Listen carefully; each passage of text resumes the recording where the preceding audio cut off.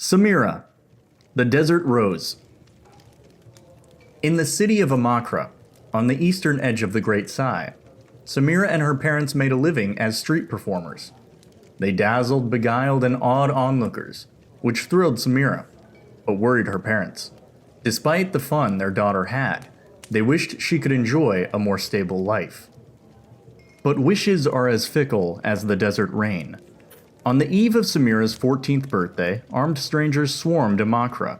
Hidden among the rafters of her home, Samira watched as the strangers invoked the name of an ancient magus and seized innocent villagers. Many people were slain before her eyes. Samira did not cry. She did not scream. Instead, she seethed in anger. Not at the killers, but at herself for hiding.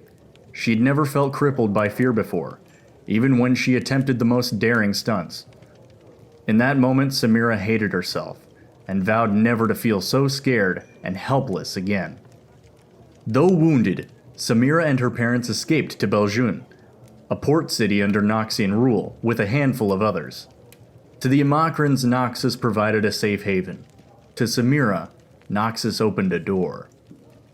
While other refugees found comfort in living quietly, Samira was determined to reclaim her courage. She took to the streets alone since her parents, weary and injured, could not. Performing was no longer a job, it was her stage to be fearless.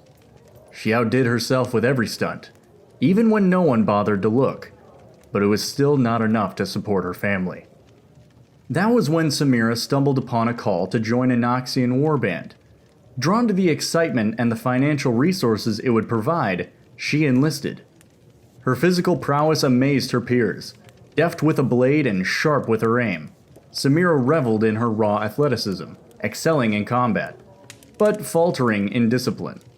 After 2 years of training, her recklessness frustrated her commanding officers, save for one, Captain Indari.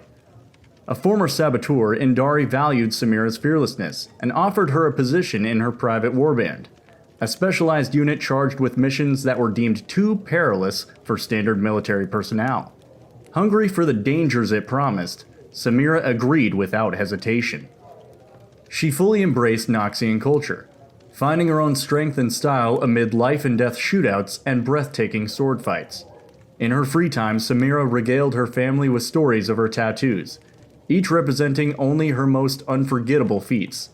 To her, what mattered most was challenging herself to turn danger into thrill, and thriving off the constant risk that made her feel truly alive. On orders from the capital, Indari's unit found themselves on the rock-rund plains, sent to crush a secessionist uprising. As the warband located the enemy stronghold and approached the rebel leader, the fortress exploded. Samira dove headfirst into the chaos as the structure collapsed, permanently injuring her right eye. Feeling neither scared nor helpless, she wasted no time in recovering Indari, who had sustained a more serious injury. The captain could no longer move her legs. Indari, frustrated at her failure as their leader, disbanded the unit upon the return of its survivors. Discharged, and with no other opportunities rousing her interest, Samira drifted back home to Belgium, but it was no longer a lifestyle she could endure.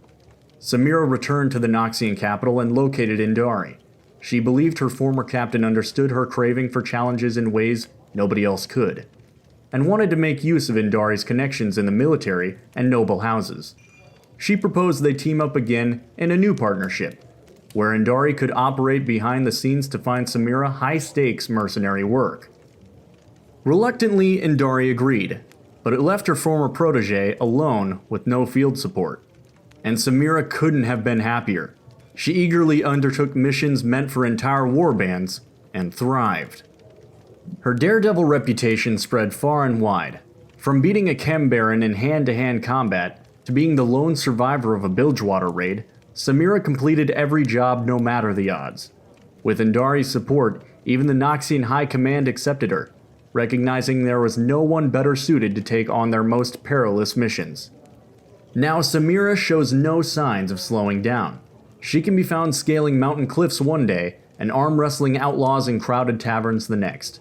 But wherever she may be, one thing is certain: Samira never fails to find her next big thrill.